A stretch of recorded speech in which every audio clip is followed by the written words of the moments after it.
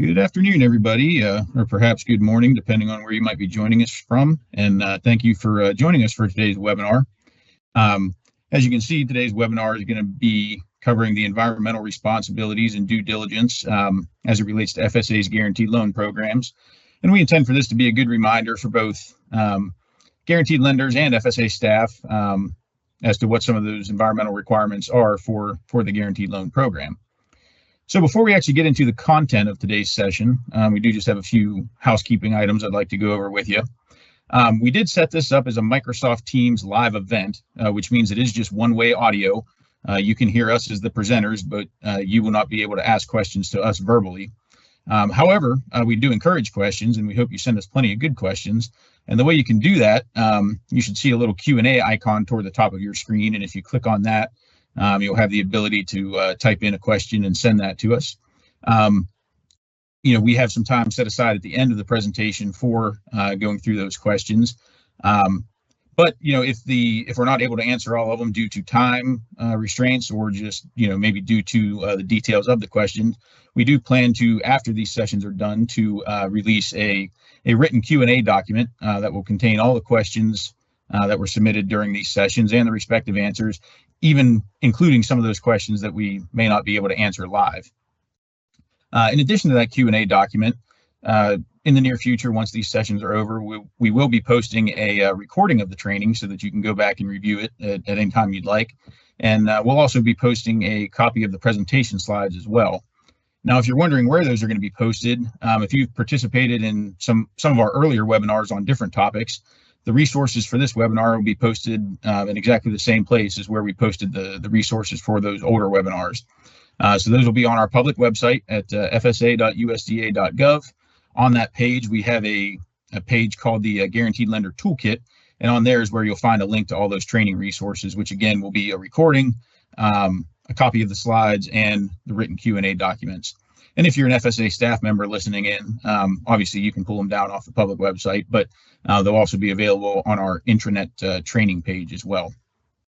So we do have this scheduled for approximately an hour. Depending on the number of questions we get, it may stray slightly over that, but we'll try not to keep you too much beyond an hour. And as I should have said at the beginning, to introduce myself, my name is Matt Henderson. I'm a senior loan officer in the Guaranteed Loan Making Branch here for the FSA National Office, and I'll be one of your presenters and kind of your moderator here today. But in addition to myself, we have two other great presenters that you're going to hear from. First, we have Calvin Greer, who is a senior loan officer who's also in the Guaranteed Loan Making Branch here in the National Office. And then we also have Jason McMillan, who is a natural resource specialist. He works for the Farm Production and Conservation Mission area, but he specializes in all the environmental requirements for FSA's farm loan programs. So as far as the content for today's training, we're really going to break it out into two very broad categories because these two broad categories are both environmental in nature, but they are very distinct and very different. So we wanted to make sure we draw on those distinctions as much as we can during this training. To start with, we're going to talk about NEPA, or the National Environmental Policy Act. And within that, we're going to talk about what that is, the roles and responsibilities associated with that, and go through some common NEPA questions that we get from both staff and guaranteed lenders. And then after we do that, we're going to talk about environmental due diligence and kind of follow the same flow. We'll go through the process, what it is, what it entails, talk a little about roles and responsibilities, and then also common questions. And the reason we want to make this distinction, and just keep this in mind as we're going through today's session, NEPA, or the National Environmental Policy Act, is all about what is going to potentially happen based on what our loan funds are going to be used for. So what is the potential environmental impact of whatever is being facilitated by our loan funds, whether that's buying a tractor or building a barn or whatever the case may be. But it's all about what is the potential future impact to the environment based on what we're going to do with the FSA loan funds. Environmental due diligence, on the other hand, really has nothing to do with loan purpose, and that's really all about loan security and looking at, at the time we're going to take a lien, or at the time the lender is going to take a lien on that property, are there any environmental hazards there that could cause an issue, affect the value of the security, or impact the ability to liquidate that security if the time comes. So as we're going through this training today, just try to keep those two concepts separated, and that's why, like I said, we separated the content the way we did. But to start with, we are going to start with the first part of the webinar on NEPA, on the National Environmental Policy Act. So with that, I'm going to hand it over to Jason McMillan, who is going to walk you through the NEPA process and what that entails. Howdy, good afternoon or good morning. Again, I'm Jason McMillan. I do work in the FPAC mission area, production and conservation. My primary responsibilities, I only work with farm loans, both the NEPA side and the due diligence. So today we're going to be talking about the NEPA process, the roles and responsibilities, and the common NEPA questions. Let me get to the right spot here. Give me a second. Okay, we're going to be talking about first, what is NEPA? The National Environmental Policy Act, enacted in 1970, is a significant U.S. environmental law. Its purpose is to promote environmental enhancement by requiring federal government agencies to evaluate the environmental impacts of their actions and decisions. Here's how it works.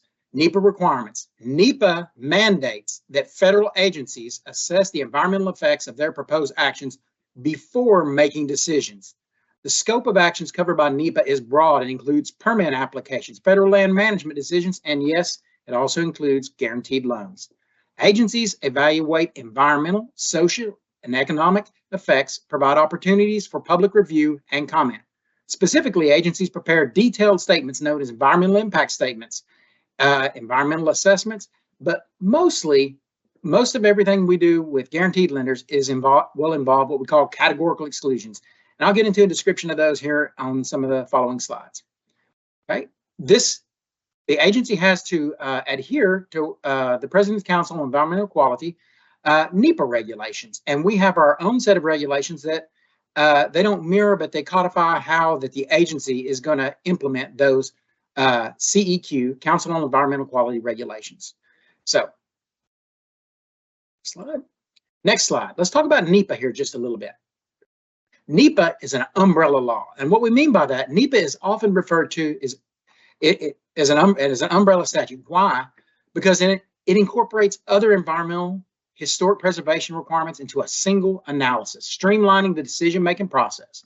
Under this umbrella, agencies consider various laws, regulations, and orders, weaving them together to assess environmental impacts comprehensively. NEPA and the responsibilities of the federal agencies in considering relevant laws, regulations, and executive orders. NEPA acts as the foundational framework for environmental decision-making across the federal agencies. It establishes a consistent process for assessing environmental impacts, regardless of the specific agency or project. By serving as an umbrella law, NEPA ensures the environmental considerations are integrated into federal actions promoting sustainable development. So let's talk about this just a little bit over here. NEPA is just the overarching, what we call all of the responsibilities we have. But if you're looking under this umbrella, there are all of these things that are under this umbrella are things that the federal agency, FSA, we're responsible for every one of those, and they all fall under NEPA. Socioeconomic impacts, environmental justice. We got to consider soils. We got to consider Clean Air Act, endangered species, wild and scenic rivers, coastal barrier resource areas, Clean Water Act, noise. We got to consider noise, coastal zone management areas, safe drinking water, Wilderness Act. Historic sites is a big thing that we have to consider. Cultural resources under Section 106. And then a whole slew of executive orders, 11.988, that's dealing with floodplains. We got 13.960, which revises a lot of the floodplain information. All of those have to be evaluated by your federal agency, FSA, before they can make a decision on an application. Next, let's talk about the different levels of review that might have to be completed. The first level is, as I mentioned before, there's 3 overarching levels of NEPA environmental review. Remember, we're talking about NEPA right now. NEPA is what is the agency planning to do, or in this case, by virtue of the guarantee, what is going to happen going forward. We're considering what our actions might do to this land, to this particular piece of property in the future. So there's 3 levels. There's categorical exclusions, environmental assessments, environmental impact statements. That top one we're not really going to talk about too much, because anytime we get to that level, it's going to be at the national office, and that'll be one that I'll be handling. But almost everything that's done at the at the county level, at the loan level, the guarantee level, is going to be either a listed or a supported CADX. Listed CADXs, let's talk about those real quick. Those are no ground disturbance or no ground disturbance beyond previous ground disturbance, meaning that, it may be a crop out there we're disturbing the ground, but it's been cropped that way every year for the last 40 years, right? So nothing new is going on out there. That's going to be things like operating money. That's going to be things like purchasing a new equipment. It's going to be, it could be retrofitting some sort of barn or something like that. Could fall under a listed CADX type of a review. Those kind of reviews are very, very simplistic. We got a long history that we do not have to go into a detailed analysis on it. We know that these things do not cause environmental problems. A review on something like that might just run 15 minutes, maybe 30 minutes in an office. It doesn't even require a field visit. So those go very, very quickly for a listed CADX. The next level up are also categorical exclusions, but they require a little bit of support to kind of back them up. They're still supported. They are categorical exclusions, but we need a little something. The first level is like a supported CADX. A supported CADX may be something very simple that maybe we just have. An example that I used in the last training was maybe we reach out to a coastal barrier resource area for a consistency review or something like that. Just a little bit of support. We think we might have an issue here. They write us back, no, we don't have a problem with that. That's a supported CADX. The next level up is what we find a lot of times. For instance, let's say that you're proposing the construction of a new barn or something like that. That's what we call supported with ground disturbance. One like that, that's obviously the supported ones require a field visit. There's going to be a field visit, and then we're going to have to look at all 17. We have 17 protected resources that we consider. We have to run the gamut looking at, this is going to spend pretty much an afternoon. We're going to be pulling websites. We're going to be pulling maps. We're going to be looking at proximity to resources that might be out there. Are they in a coastal barrier area? Are they in a coastal zone area? Are they in a flood zone? Are there wetlands that are possibly involved in this particular operation that might be impacted? Do we got to consider, are there other resources that might already be compromised that what we're doing might add on to it and further complicate an already bad situation? So this is also at the supported with ground disturbance. This is also the time when we're going to be writing letters to your state historic preservation officer, to your tribal historic preservation officer, to the Fish and Wildlife Service for endangered species. We might be writing to NMFS, National Marine Fisheries, checking about, if you're adjacent to the coast, or maybe you're in an area where coastal fish swim inward. Salmon a lot of times come inward into fresh waters, and we have to consult with them. So that level of review that's supported with ground disturbance, that's going to take a little longer. Those consultations sometimes take 30, 45 days to get done. So that's some of the timing. Like, remember, the listed one is going to go very, very quickly. That's in the house. We're not having to go out there. We're not writing letters to anybody most time. But when you get to the supported one, we're writing letters, we're doing consultations, we're talking to folks, a little bit more analysis, okay? Now, the next level up, we're going to be talking about environmental assessments. A lot of times we run into these with our CAFOs. With medium and large CAFOs, we end up having to do these environmental assessments. And the difference between a supported CADX with ground disturbance and environmental assessment is we're literally doing the same level of review. We're pulling all of the same resources, same resource considerations. The difference is that environmental assessment document, it goes out to the public, and we're going to be publishing it. And they have a long write-up, the environmental assessment itself. And so under the supported CADX, we're just saying, does it impact this resource, yes or no? Boom, see the documentation. And that's for somebody who kind of already understands what we're doing. It's internal, and we don't have to explain it to anybody. The environmental assessment is we're having to explain why we made that decision. We first have to explain what the protected resource is, and then what our situation on the ground is out there at that site, and why we're saying that it does not particularly impact that. And we got to do that for all 16 or 17 protected resources that come into play under that.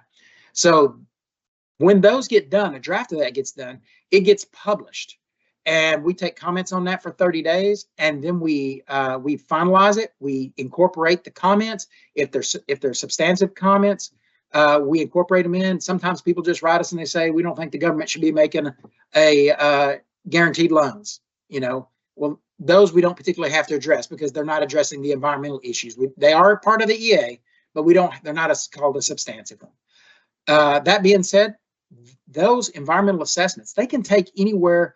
Remember, we're still doing all those consultations like we did under the supported CADXs.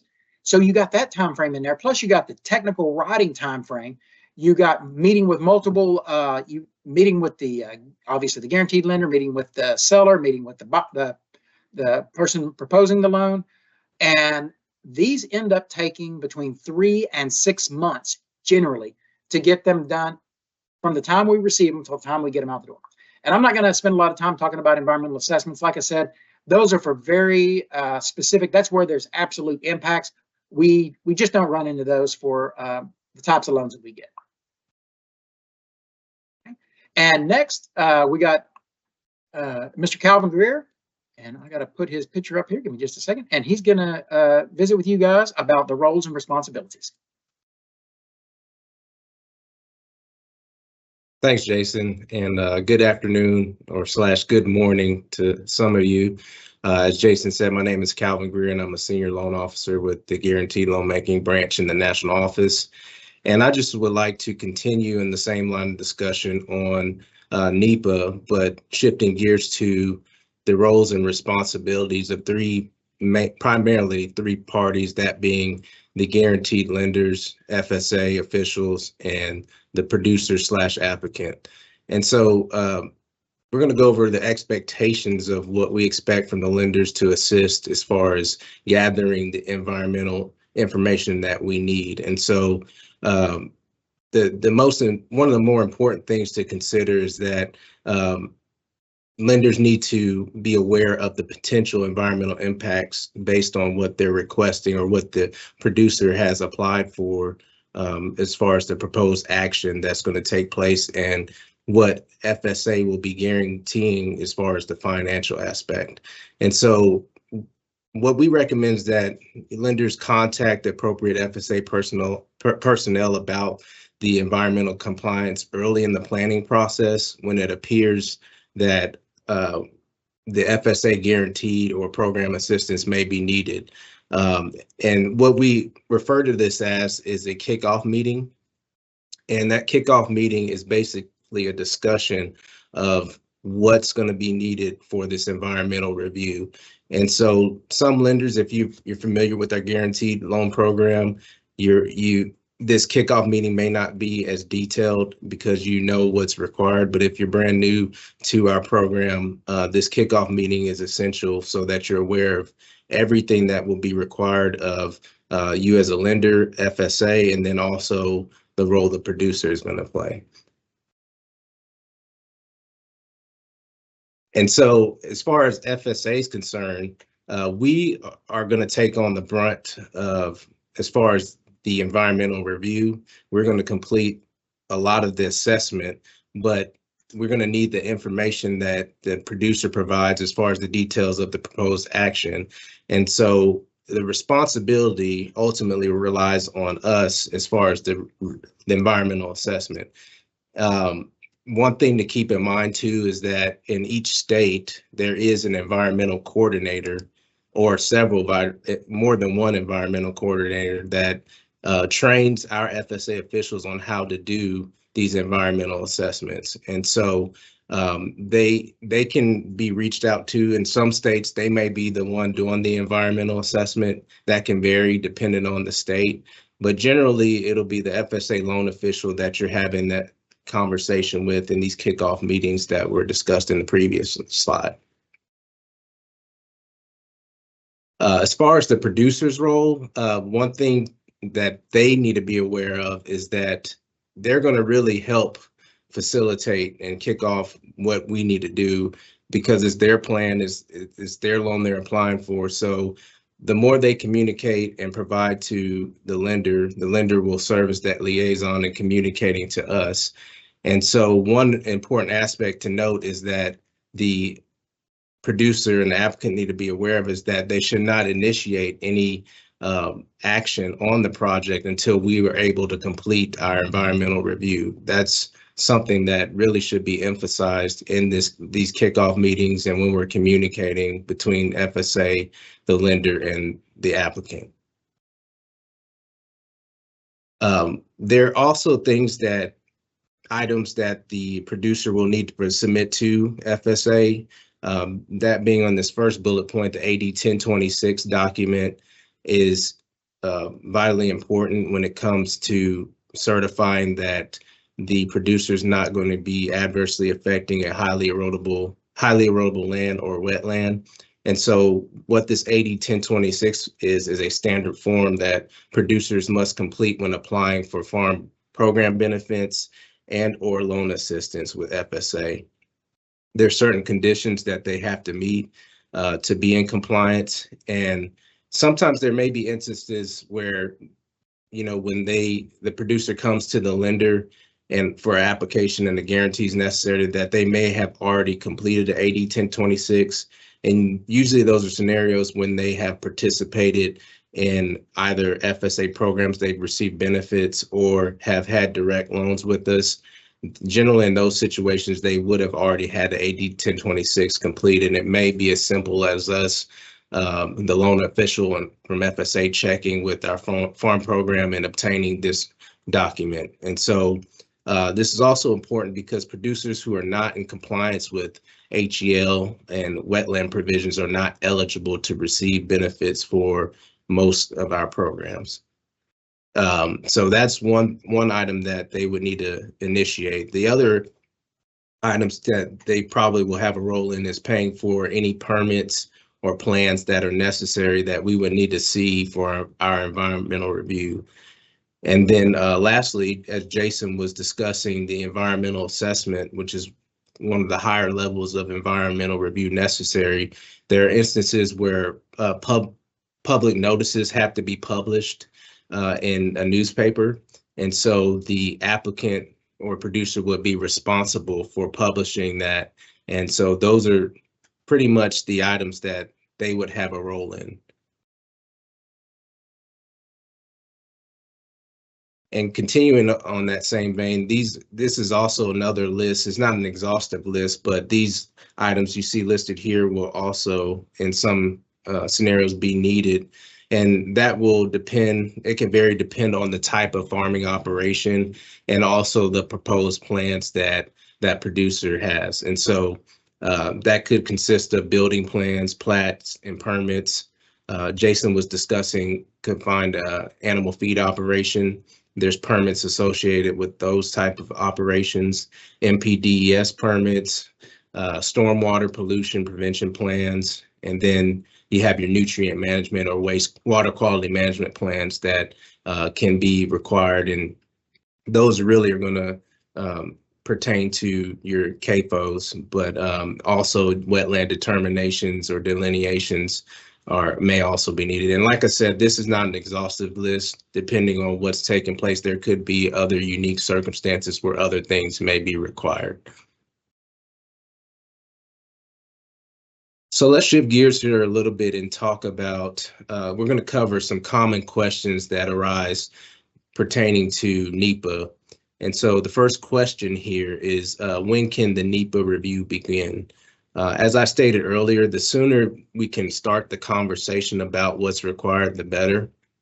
So we encourage lenders to contact the agency early in the planning process, especially if your lender not familiar with what's needed. Is vitally important that once you have those discussions with the producer and they're expressing the plans of what they might do, and you don't know what level of environmental review is necessary, contact contact the FSA official, and we should be equipped to be able to explain what level of environmental review is necessary.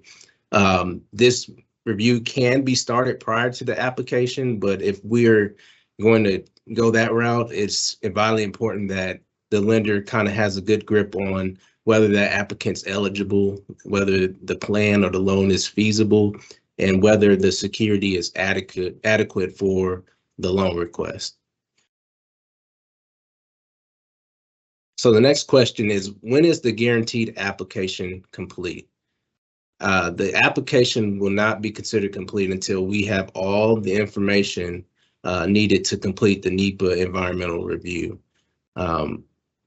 It, as Jason, he discussed earlier, there are consultations that we must complete, and we'll discuss on a further slide as well, that after this consultation process, there may be things that the parties that we're consulting with require more information, or there may be mitigation necessary. And then in those situations, that could extend the process out longer, and we can't consider the application complete until that process is done. And so as far as the timeframes, based on the lender status, SEL, standard eligible, certified, and PLP, we do have certain timeframes that we would like to have those applications complete or approval decision on. But this is outside the realm of, once it's complete, yes, those timeframes come into place. But until we have that completed application and environmental review is done, that time frame or that time clock does not begin yet. So we won't withdraw any applications if it's incomplete for environmental reasons. So if we're waiting for a consultation, FSA will not withdraw the application. Now, if there's something that the lender or the producer hasn't initiated that we're waiting on, of course, we would reach out to you to try to obtain those things. But if it's on us and we've already consulted and we're just waiting on third party to get back with us, we will not withdraw that request. So the next question is, why does the environmental review take so long? Well, there's a lot of factors that go into that. One, we've already kind of discussed it and alluded to, and is the consultation process with outside agencies, and that being primarily the SHPO, which is the State Historic Preservation Officer, and then you have the TIPO, which is the Tribal Historic Preservation Officer, and then also Fish and Wildlife. And so generally these entities get 30 days to respond to the plan that we've in the project side and all the information we have to submit to them. And this can also be extended depending on if they find things that they want to further evaluate. Sometimes in some scenarios, they'll want an archaeological survey, or for example, with Fish and Wildlife, if there's an endangered species and we can't rule out that the proposed action is going to have a adverse determined effect on that endangered species, they may have a mitigation plan that they come up with and recommend or suggest to us to implement before we could continue with that proposed action. And so in those instances, it could go beyond just the 30 days of consultation. But our part would be to communicate that to the lender and the producer once we hear back from them. And in some instances, we don't hear anything back in that 30-day time frame. And so if that's the case, we can proceed on with the request in our environmental review. We've mentioned the public comment periods. If it's necessary to publish in the general newspaper, that has to be done for 3 consecutive days. And that only pertains to loan requests that involve an environmental assessment. And so the public is given 30 days from the publication review to provide comments on that. And then the process can generally, like Jason said, it could be from 3 to 6 months, just depending on what happens. Each case is unique to the area that is occurring in, and then what the proposed action is. So which loans experience the longest duration? Any loan involving a supported CADEX or environmental assessment are generally going to take the longest. If you recall the slide that Jason had the pyramid on that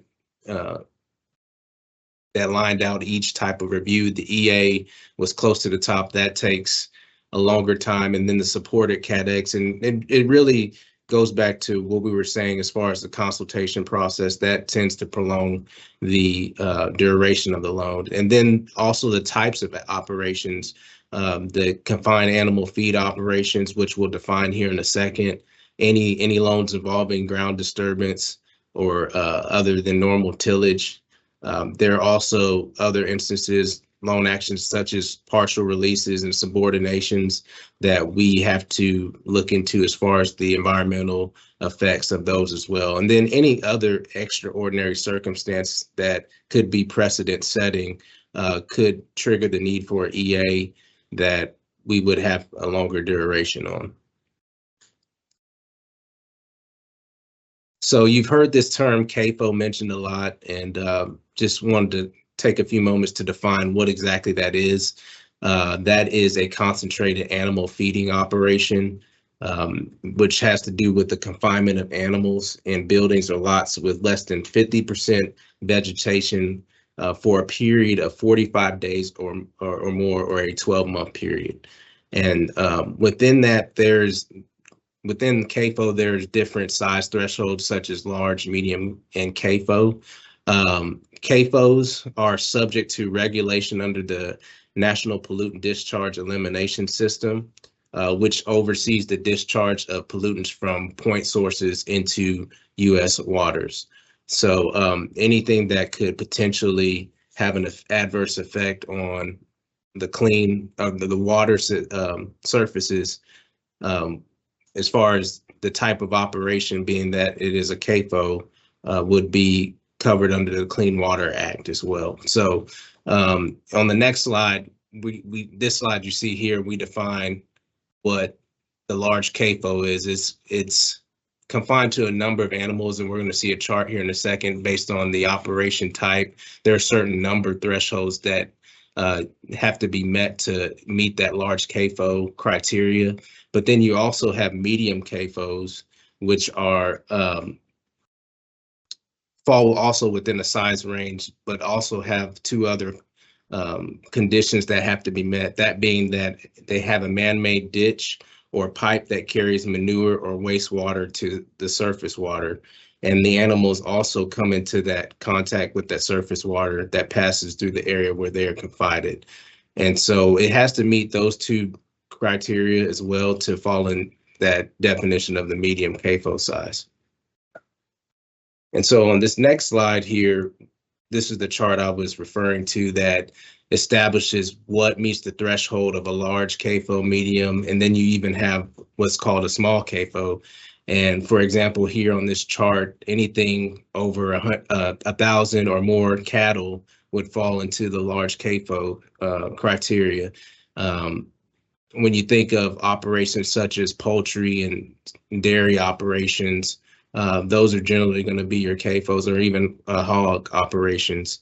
And this chart is a good resource. This is in our handbooks, but we've also included the link here on the slide once the conclusion of this presentation today, and you have access to the slide, you'll have this direct link to be able to access to see if you have questions on, I'm not sure whether this would fit the criteria of the large, medium, or small. This would be a good reference. And so the last question we have here is, what if the producer has already started the project? This is a very important question here, and it just reemphasizes the need for FSA, the lender, and the producer to have great communication throughout this process, because if the project has already started and FSA is not aware, and then the lender comes to us and ask for a guarantee, we may not be able to approve that request because they've already initiated the action on that project site. And so at that point, we may not be able to complete our adequate level of environmental review because we're not going to be able to consult with the agencies that we have to consult with if that action has already taken place. For example, if they've removed trees or started leveling the ground or doing any demolition or grading to that property, that could kill the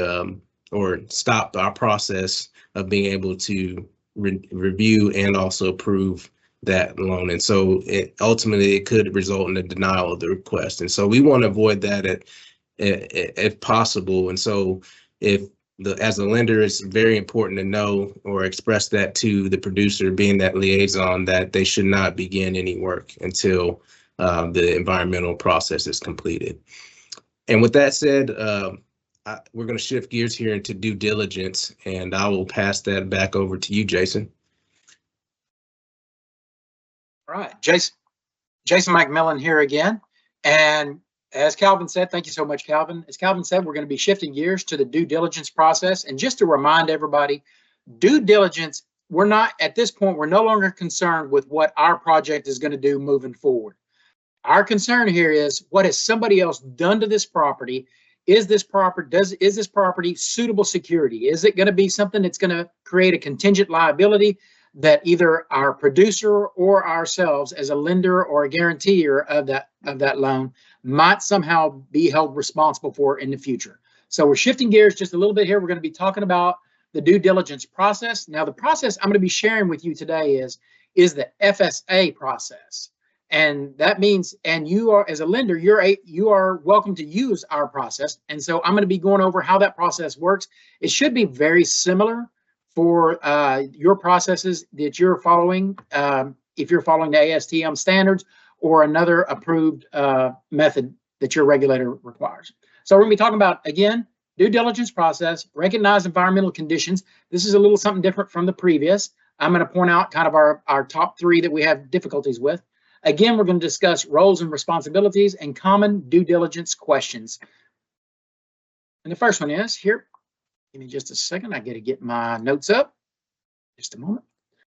All right. Environmental due diligence is a process that evaluates the environmental conditions and risk of a property or land, such as soil, the groundwater contamination. It is a form of proactive environmental risk management and liability protection. One of the main reasons agricultural lenders complete due diligence prior to making a loan on real estate is to assess whether contingent environmental liabilities may impair a borrower's ability to repay the loan or make it difficult or impossible for the lender to sell or securitize the loan, or possibly causing the lender to become responsible for the cleanup of hazardous waste or petroleum contamination. In that regard, very, very rarely is a lender held responsible if you have not participated in the management of that operation. However, it's still critically important for us to verify that this land is not subject to some contingent liability. The reason for that is, if you can imagine our borrower, the person that's borrowing money from us or the loan that we're guaranteed, if they somehow become liable for a cleanup that maybe they had nothing to do with, but by virtue of the fact that they now own that land, they become liable. If they become liable for that, this could deplete their resources, making them unable to repay the loan, compromising the integrity of our loan. That's why this is so critically important. Even when we as lenders, guarantors of that loan, there are protections in the laws that keep us from having to repay that. Hey, let's talk about this is the due diligence process that FSA uses. And I know you can't see it on your end, so I'm going to use the tool, and I'm just going to kind of walk you through the FSA process, and hopefully, yep, there it goes. Okay, so this is the FSA process, and we're currently rewriting our 2EQ handbook. We're adding flowcharts to it to make it more clear for our personnel to be able to understand the process. For our people, there's nothing new on this process that I'm about to show you, okay? So the first thing is, whenever we start off doing pre-screening for the presence of recognized environmental conditions. And that is a new term that we're throwing out there, but it's kind of like a protected resource on our NEPA side. It's a recognized environmental condition. That is something that when we see it in the field every time, it is something that requires an elevated review or some other kind of substantiation that tells us that that's okay, okay? So you remember this process here, we're screening for the recognized environmental conditions. When we're using our process, we go down here and we do the FSA 851. That is our worksheet that we use it's a rubric that we go through to see if we need to elevate this review. As we're going down this review, we're looking for things that are recognized environmental conditions. If we find none, then we're down here and it's no further investigation required and we're done. However, we're going through our review and let's say we find something. During our review, we find a leaking underground storage tank within a half mile of our property. And that that immediately elevates our review when we're filling out our FSA 851. That bumps us over here to recognized environmental condition, hazardous substance, petroleum, or other contamination. We advise the applicant, FSA has determined the real estate security has possible contamination and may be unsuitable, and they get these options. These options have not changed. They've been the same for over 30 years for us. The customer has the applicant has the opportunity to provide different security. Oftentimes they've already picked out the perfect place, and that's really, most of the time, that's not one that we use. The next one is, let's say that our recognized environmental condition was something very localized. There was a spill that was right here on this one little spot, and we can have, and it may be remediated. They can have an environmental professional, which we have defined in our handbook, go out and certify that, yes, it has been properly cleaned up. There's no residual contamination that needs to be addressed. We can attach that to a copy of our 851. That substantiates our decision that there's no further review required, okay? And that's fine. Now, here's one that we use here, the subdivide. Subdivide is one we use on both the front end and the back end. We use it on the front end when we have, let's say, we're buying 100 acres, or we're financing 100 acres for a customer. And we have, let's say, an old gas station out there, something like that. We're not comfortable with that. As opposed to the customer going and paying for an expensive report or something like that, we can subdivide out that 5 acres, only take a lien on the 95 acres, and that's fine. We can do that. So we're not taking a lien on that land, on that 5 acres. We do the same thing on foreclosures. When we're going out to foreclose a property, and let's say the customer might have possibly contaminated it, we will evaluate it and we'll release lien on that 5 acres, foreclose the other 95. And that's the way we get around that. The option that is most commonly used is the customer gets what's called an AAI compliant report. This is the report, if done properly, protects the customer, and by virtue of protecting that customer, protects our loan securitization. This loan, it's called an all appropriate inquiries report, compliant report, demonstrating the real estate is not contaminated. The first one they do is, let's say it is like a phase 1 report. A phase 1 report typically doesn't include any kind of sampling, water samples, soil samples, air samples, anything like that. It's typically just an investigation. They're looking at county records. They're looking at environmental records. They're looking at fire stations, spills, contamination in the area. They're looking at everything to substantiate if there's anything that points to that area that says it might be a problem. I'll give you an example of that. I had one I was looking at in the past, and it was a landfill. It was previously a landfill. It was a closed landfill. It was done properly. Everything was done just exactly right. However, that landfill was an unmonitored landfill. And so there was a 10-year period where nobody was checking to see what was put in it. Even though everything was done exactly right, the investigator, the professional investigator, recommended a phase 2. The phase 2 is where they go out and they take soil samples, take water samples. It's a more aggressive investigation. And when that one came back, and the one I'm talking about, it came back as there was no further investigation warranted. There was no contamination identified beyond acceptable levels. And so it became acceptable security. So this is the FSA process that we use. And this is the process. Some of you will be electing to use our forms in our process, and you're welcome to. You are allowed to. Okay, so now let's talk about what recognized environmental conditions are, RECs. And we've started using that that terminology with our employees at FSA, because that is an industry recognized term. And so we want to get our folks online with that terminology. Okay, the first thing I want to talk to you guys about is underground storage tanks. Underground storage tanks, if that's the only thing that FSA looked at, we would probably be okay. That is probably 98% of everything that ends up costing FSA money. Currently, right now, FSA foreclosed, I think it was on 3 properties back in the 1990s. We have one in Florida, we have one in North Carolina, and one in Ohio. These properties, we are still, by virtue of the fact that we did not properly complete due diligence, we ended up becoming responsible, PRP, a possible responsible participant, party. I said participant, the PRP is party. And we became responsible for the cleanup of these. And you may be asking me, Mr. McMillan, how much does it cost to clean up these properties? We don't know. We're not done yet paying. It goes on and on. These are millions of dollars money to clean up these things. And so had they been properly evaluated, we would have noted that there's an underground storage tank. We have specific procedures we go through to identify testing procedures before they become acceptable security for us, okay?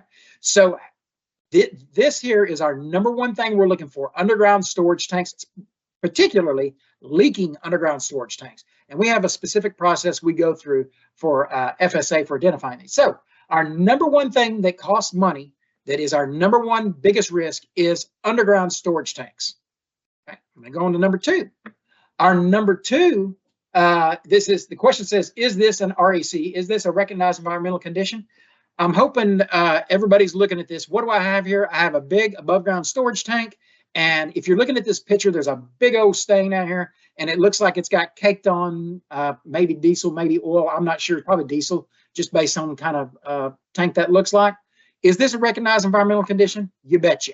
At this point in the FSA process, this is a recognized environmental condition, and we're bumping over to that other part in the chart, and then the customer is going to have those options. They're going to have to prove to us that this is not a contaminated property, that we're going to get some supporting documentation. Okay, our next one is a landfill.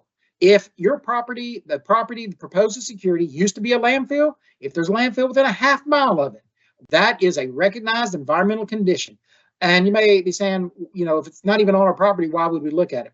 The problem with landfills is historically they were not constructed properly with clay liners and whatnot, meaning that people put whatever they wanted to into landfills, and that stuff, it just leaks out. It creates a plume. The plumes go down gradient. They may be coming toward our property. So we wanted our security. We want to make sure that these do not pose a risk to our security. So we do have a set distance gradient that we use on these. And that brings us to the end of this section, and I'm going to hand it off now back to Mr. Henderson, and he's going to be talking to us about guaranteed lenders. Give me a second while I switch over to his view.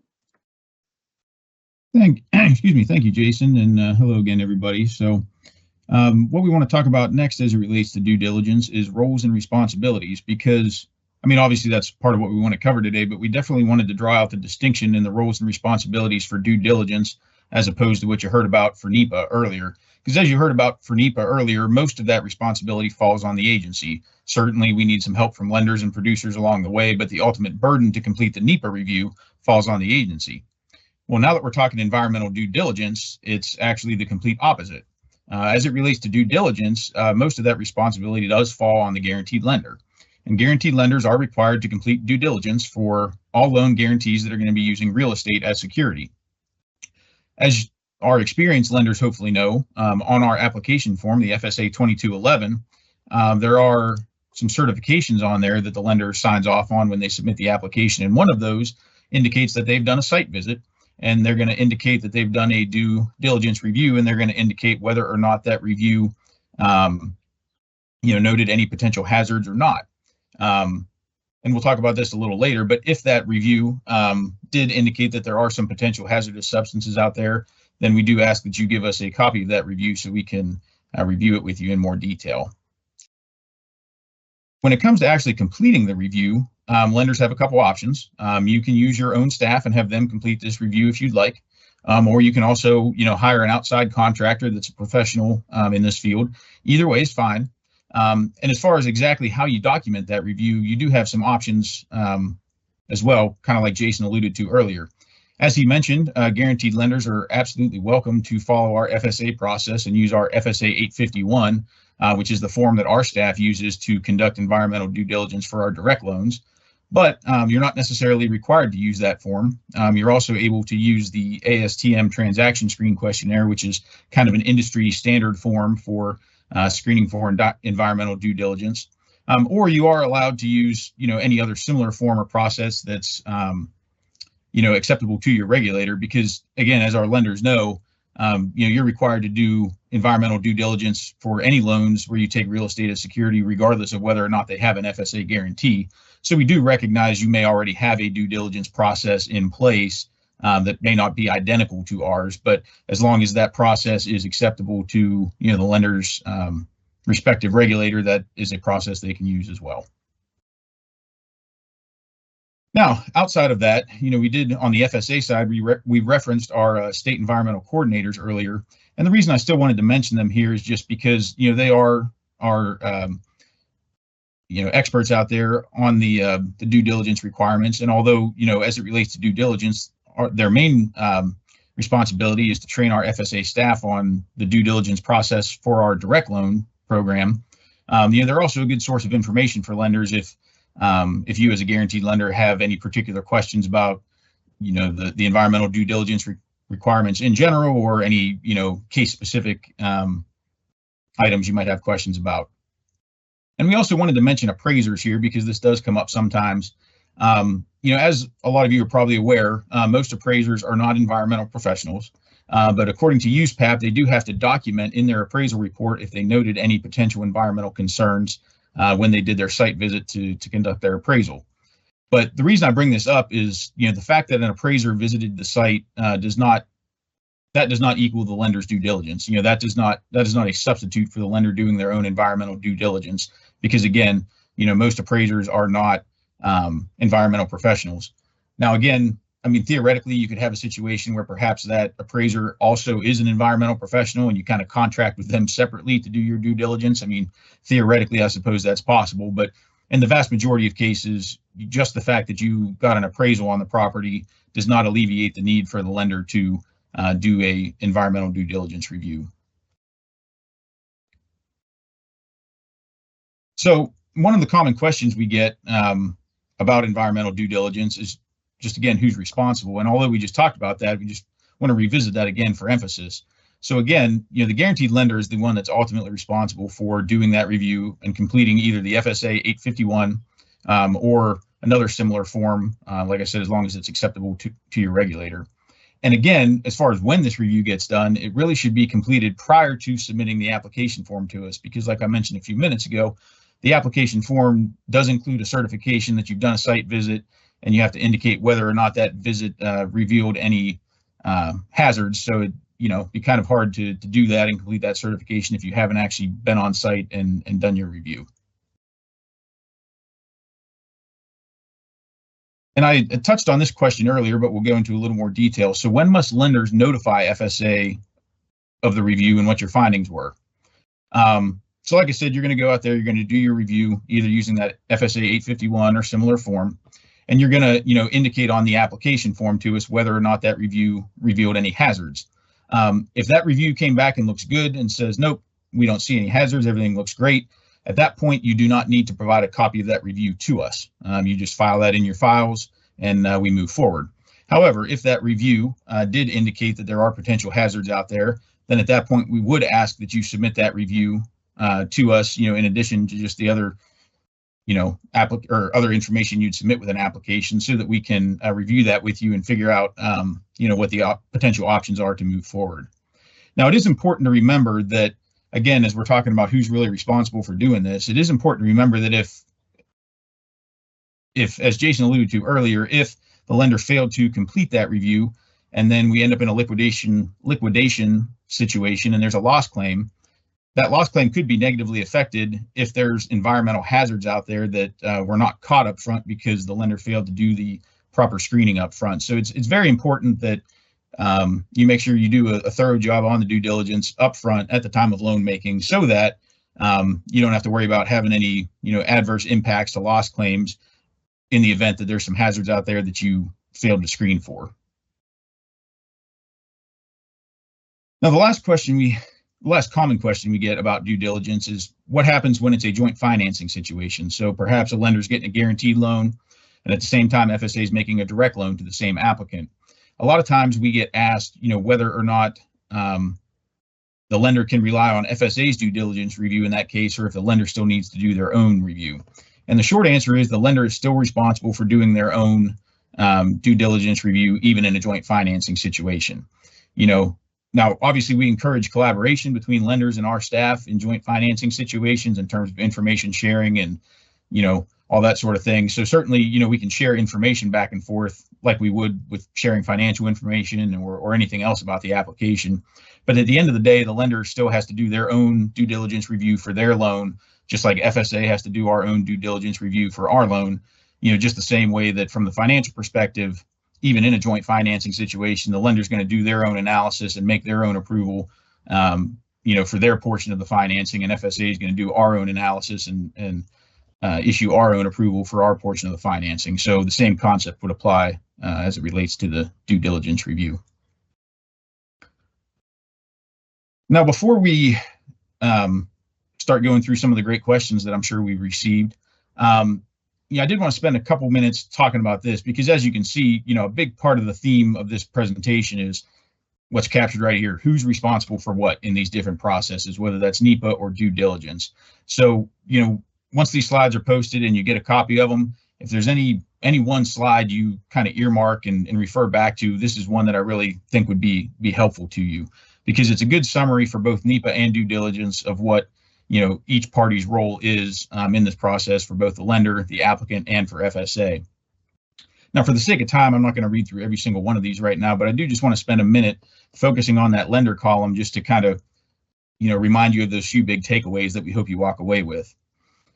So as it relates to NEPA, you heard Calvin talk about those kickoff meetings and working with applicants as early as possible to look at what we're proposing to do with our loan funds, so that you can discuss that with FSA and figure out what level of NEPA review might be done. That is huge. The earlier in the process we find out about that, the more we can plan for it, the better we can plan for it, and hopefully make that review process as efficient as possible.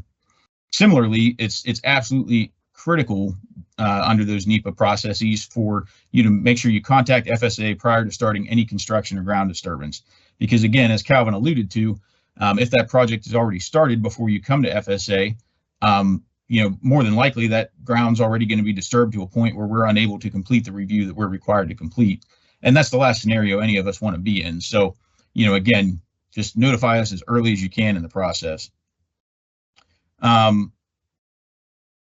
In that communication vein, it's very important that you inform the borrower early on of some of those things that might be required. Again, like Calvin and Jason alluded to earlier, depending on the type of operation. But if they have a CAFO or are going to be establishing a CAFO, or if they're going to be doing ground disturbance, the more you can inform them up front about some of those things that might be required, like the permits and some of those plans that were referenced and so forth. Again, the more that can just help the borrower prepare or the applicant prepare and hopefully make that process as soon as possible. And again, related to that, just one of your biggest roles as a lender as it relates to NEPA is coordination, right? Just helping coordinate that flow of information to help make sure the applicant provides FSA what we need in order to complete that NEPA review as timely as we can.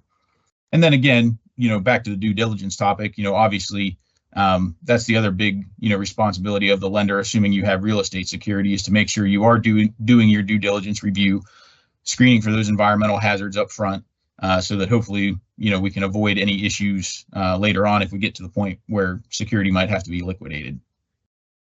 So with that, we are going to go ahead and transition to the Q&A portion of today's session. So if you could just bear with us for just a moment as we take a look at some of the questions we might have received. And while we got quite a list of them, so that's great. So just bear with us here for a second as we read those.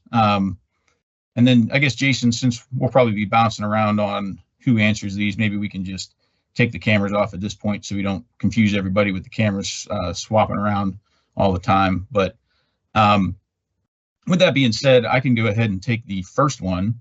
And the first question is as related to the AD 1026 that you heard Calvin mention earlier. And the question is, for an AD 1026, who all needs to complete that? Would it just be the primary applicant, or would other co-applicants be required to complete that as well? And I can go ahead and take that one. The short answer is, always, in every case, the primary applicant's going to have to complete that. But in most cases, any co-applicants are also going to have to complete their own copy of that form. So if it's say a married couple that's applying together, typically, and they're both involved in the operation, they're both going to have to fill that out. If it is a legal entity of some kind, obviously the entity itself needs to complete one, but then typically all the principal members of those entities would also have to complete their own AD 1026. So that's going to be the case in the vast majority of cases, the primary applicant plus any co-applicants and or first level entity members. Now, I will say there are a few little caveats when you get into certain unique types of entity structures, but in the vast majority of cases, that would be the case.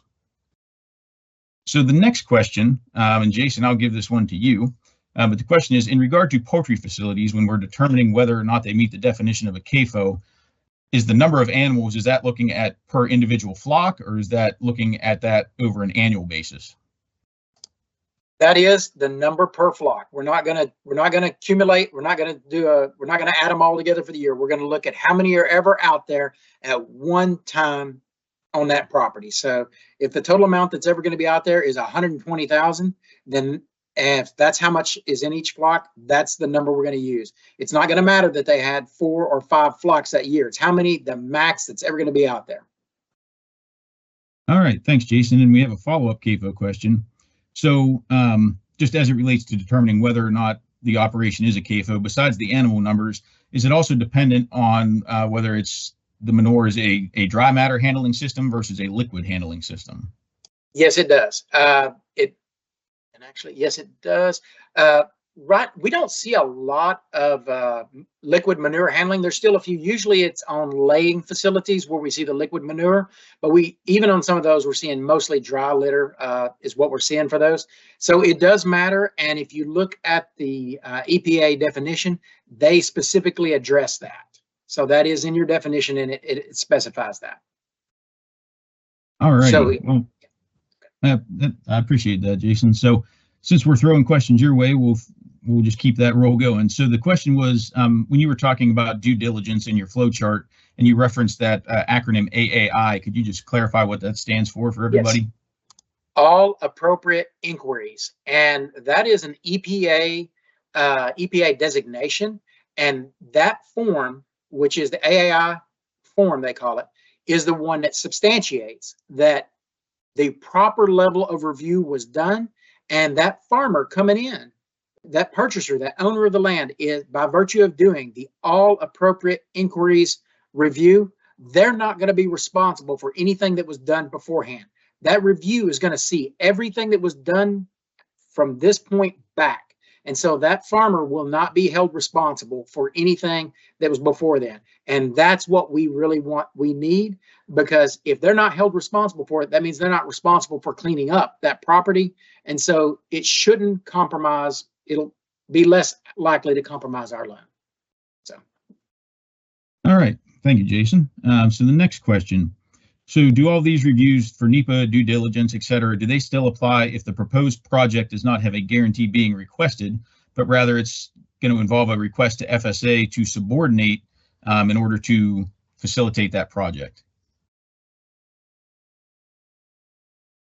On those ones that, okay, when you're talking about subordination, you're giving that to me, correct, Matt? Yeah, or I can take it if you like. Okay. But, I'm at.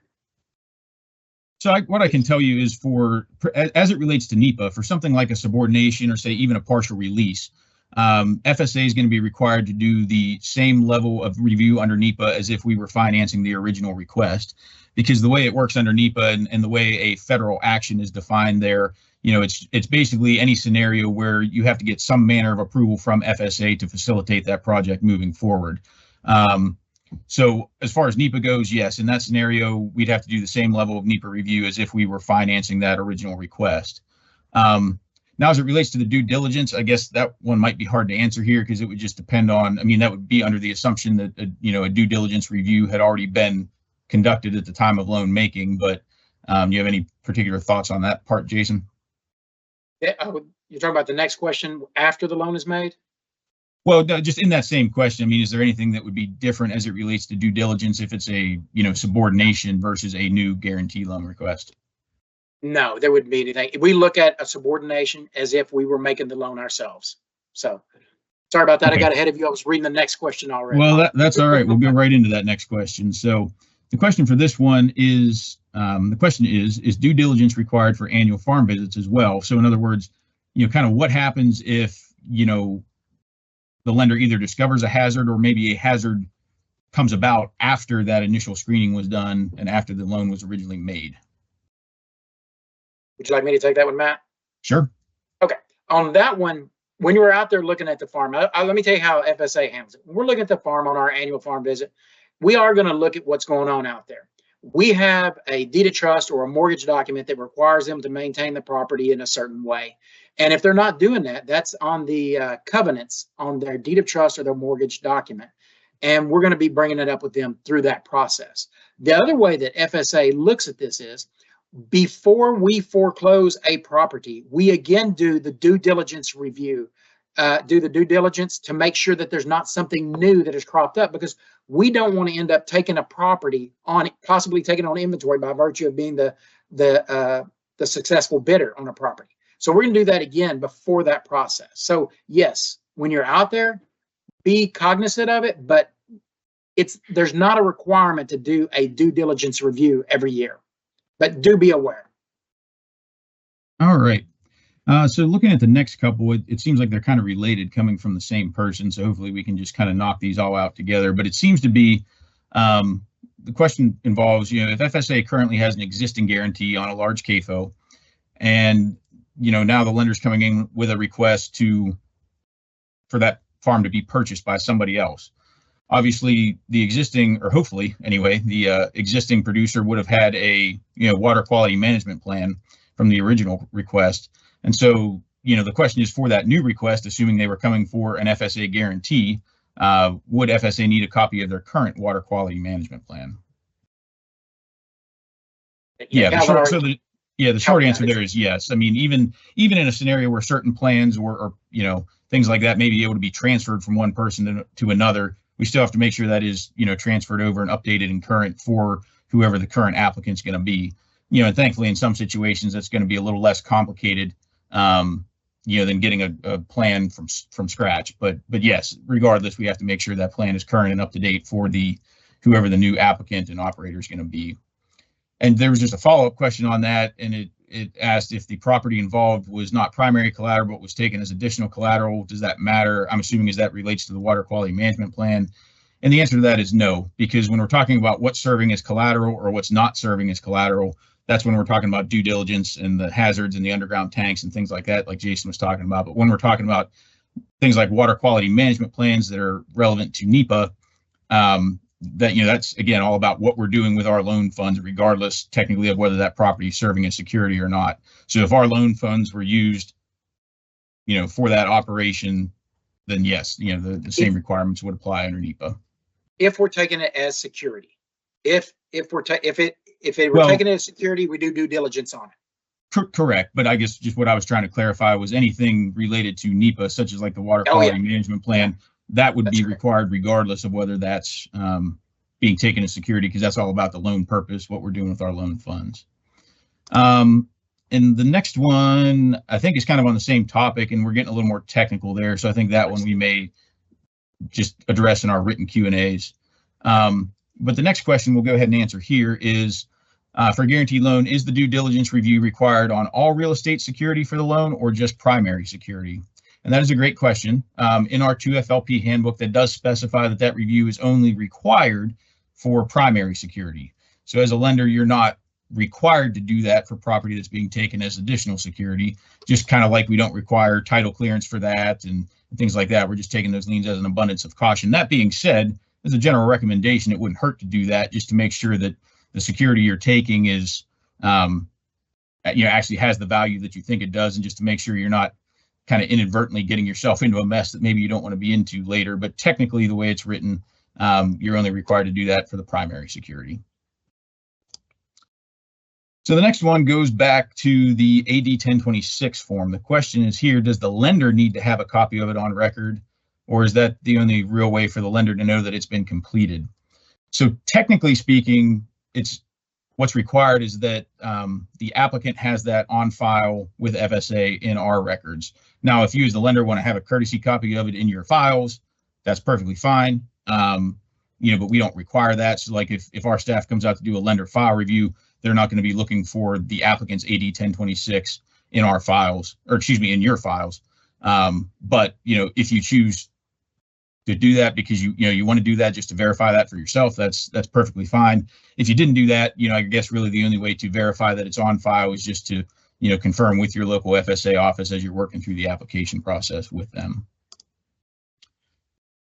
This next question is, who fills out the FSA 850? So in case we didn't actually refer to this form earlier, the FSA 850 is an environmental screening worksheet, and that's where FSA is documenting our review for either those listed categorical exclusions or those supported categorical exclusions that you heard Jason talk about under NEPA earlier. As we noted before, the NEPA review is FSA's responsibility to complete.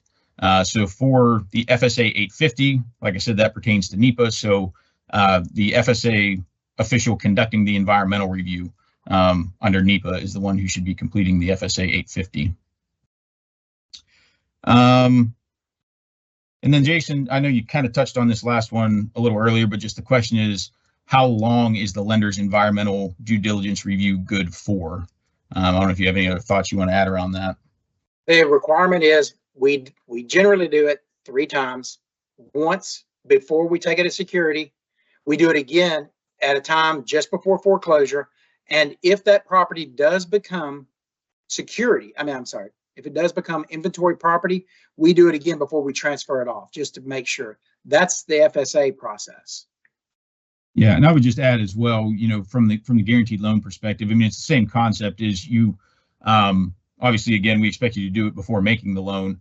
And then, obviously, if you're in a position where liquidation is imminent, then we would expect you to do that again before proceeding with the liquidation. And that's actually is one of the requirements that we'd be looking at once you get to the point of submitting a loss claim to us. So just to clarify that, because we kind of got a follow-up question on that, there really is no shelf life, so to speak. There's nothing that says like you must go out and complete that every 2 years or every 5 years or whatever. It's just really the main thing is you're doing that, number one, before you make the loan, before you're taking a lien on that security. And then also, like Jason indicated, again, before you are, initiating the liquidation process, if you unfortunately end up in a liquidation scenario. But yeah, there's nothing written that says, it's not like your security inspections where we expect you to go out and, inspect the cattle and equipment, every year or whatever. That doesn't really apply for due diligence as far as, a recurring period in which you must do it.